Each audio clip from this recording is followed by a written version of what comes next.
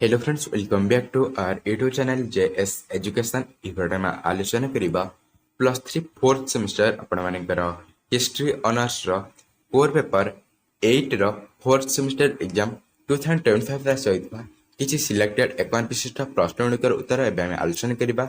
एथि मध्य में किछि प्रश्न निहाती आसीबो, तेणुकर आपण माने भिडियो को कोन जारे स्किप न करी आरंभ रु शेष पर्यंत रुकंतु। तो डे न करी चलंतु आज भिडियो स्टार्ट करबा। प्रथम प्रश्न रही सप्तश शताब्दी रे उद्भव होइथिबा अर्थनीतिज्ञ नीति नियम एवं परंपरार सन्निवेश को डैश कुहा जाइथिला। उत्तर होछि वाणिज्यवाद बोली कुहा जाइथिला। प्रश्न नंबर 2 रे अछि वाणिज्य क्षेत्र रे देश रा प्रभाव ह्रास पाइथिला। उत्तर होछि इटाली रा प्रभाव ह्रास पाइथिला। प्रश्न नंबर 3 रे अछि अमेरिका रे थिबा उपनिवेश गुडिकरे निजर एकचाटिया वाणिज्य कारबार पई डैश वाणिज्य नौचालन आईन प्रणयन करिथिला। उत्तर होछि इंग्लैंड।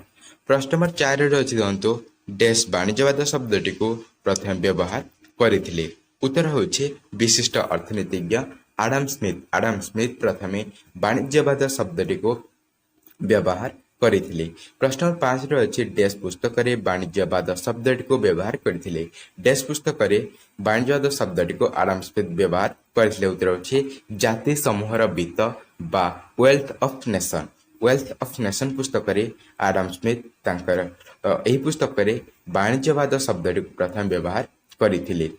प्रश्न नंबर 6 रे अछि दंतो डैश भूमि और श्रम उपरे गुरुत्व देइथिला। उत्तर होछि वाणिज्यवादर प्रवक्ता माने गुरुत्व देइथिले। प्रश्न नंबर 7 रे अछि डैश मुक्त वाणिज्य उपरे गुरुत्वारोप करथिले। उत्तर होछि आडम स्मिथ। प्रश्न नंबर 8 रे अछि सरकार द्वारा अर्थनीतिज्ञ व्यापार को नियंत्रण करने को डैश कहा जाए। उत्तर होछि वाणिज्यवाद बोली कहा जाए।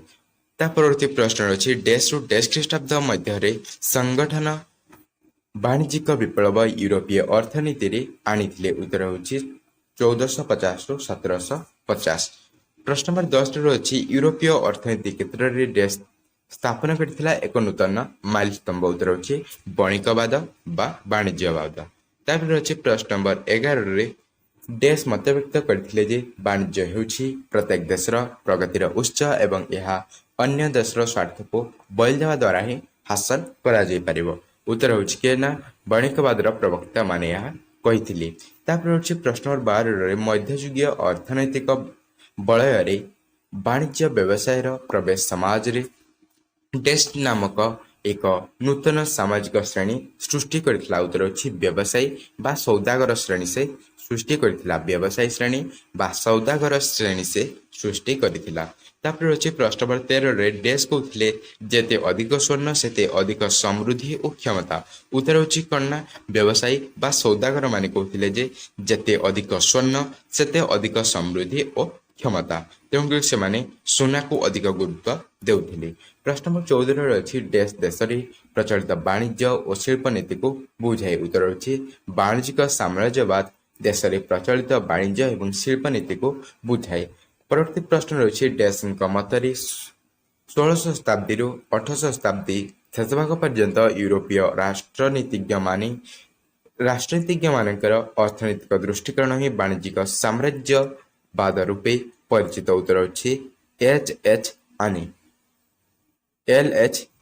प्रश्न नंबर 16 रही डैश मतरे यूरोपीय मध्ययुगर शेष भाग अमेरिकार मुक्ति संग्राम आरंभ पर्यंत समय काल को गाणितिक साम्राज्यवाद युग बोली अभिहित करा जाए। उत्तर होछि न्यूमैन।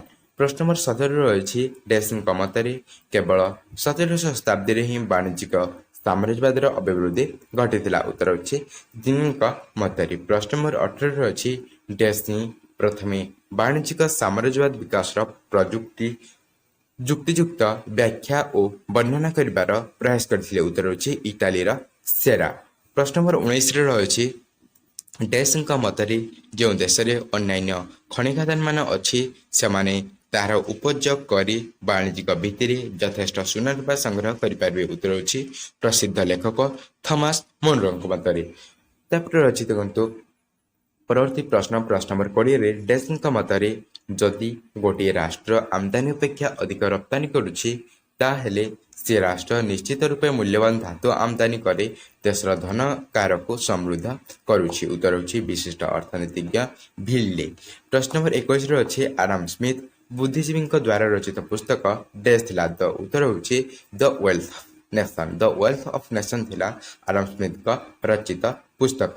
तापर होछि प्रश्न नंबर 22 रे वाणिज्यवाद को नहीं पुंजीपति माने या डैश भाव में ग्रहण करथिले। उत्तर होछि मुक्त वाणिज्य नीति रूपे ग्रहण करथिले। प्रश्न नंबर 23 अछि मुक्त वाणिज्य नीति डैश द्वारा समालोचित होइथिला। उत्तर होछि स्मिथ, माल्थस, रिकार्डे और फरासी समाजतत्वविद।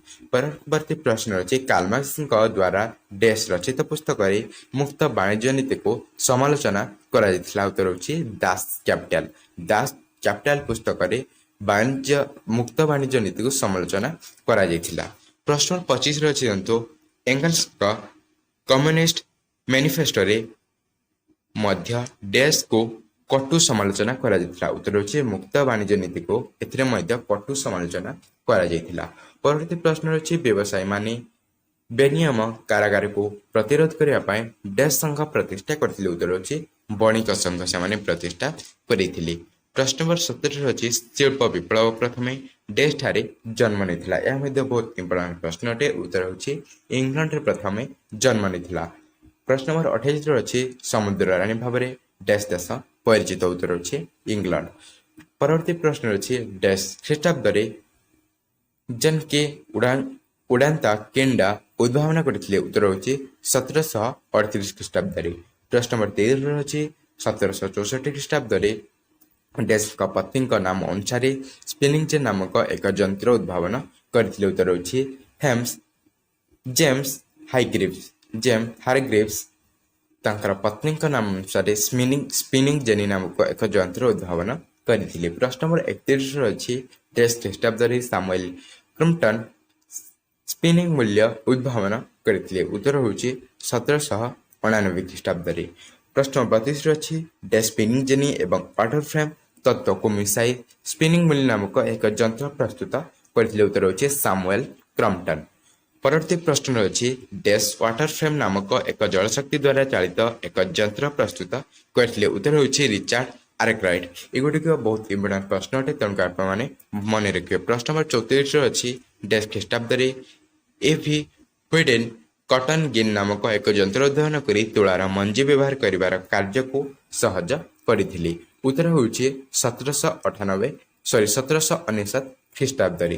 प्रश्न नंबर 35 अछि अब्राहम डार्बे डैश उद्भावना करथिले। उत्तर होछि धूमहीन कोयला को से उद्भावना करथिले। प्रश्न नंबर 36 अछि डैश 1815 मसीहा रे निरापद बत्ती उद्भावना करथिले। उत्तर होछि हम्फ्री डेवी 1815 मसीहा रे निरापद बत्ती को से उद्भावन करथिले। परवर्ती प्रश्न अछि डैश खनिरु जल निष्कासन पई यंत्र उद्भावन करी श्रमिक मानकर दुख को दूर कर देथिले। उत्तर होछि केना थॉमस न्यूकोमेन। एगुटिक बहुत इंपोर्टेंट प्रश्न अटे। प्रश्न नंबर 38 अछि डैश ख्रीष्टाब्द रे तार दौड़ी उद्भावित होइथिला फल बहु परिमाण कोयला बाहर को आनिबा संभवपर होई पड़िला। उत्तर होछि 1839 ख्रीष्टाब्द रे। प्रश्न नंबर 39 रो अछि जंतु डैश मसीहा रे हेनरी बिस्मार्क लुहार मैला दूर करी आहरी शक्त और कठिन करिवार उपाय उद्भावना करथिले। उत्तर होछि 1856 रे। परवर्ती प्रश्न अछि 1769 ख्रीष्टाब्द रे जेम्स वाट डैश उद्भावन करथिले जहा कोयला खनि लुहा तरलाइबा कारखाना एवं लुगा कारखाना रे बहुत मात्रा व्यवहृत हेउथिला। उत्तर होछि बाष्पीय इंजिन जेम्स वाट का बाष्पीय इंजिन। परवर्ती प्रश्न अछि 1814 मसीहा रे डैश रेल इंजिन उद्भावन करथिले। उत्तर होछि जॉन स्टीफेंसन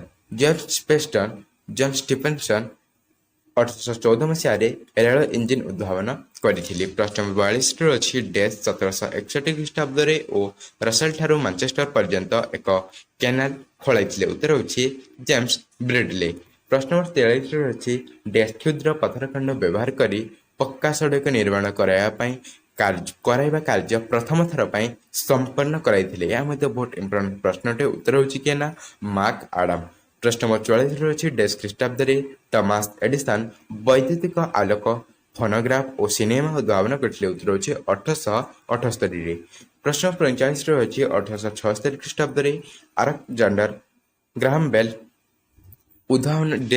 ଉଦ୍ଭାବନ କରି ମାନବ ସମାଜର ଶେଷ ଅଶେଷ କଲ୍ୟାଣ ସାଧନ କରିଥିଲେ। ଉତ୍ତର ହେଉଛି ଟେଲିଫୋନ।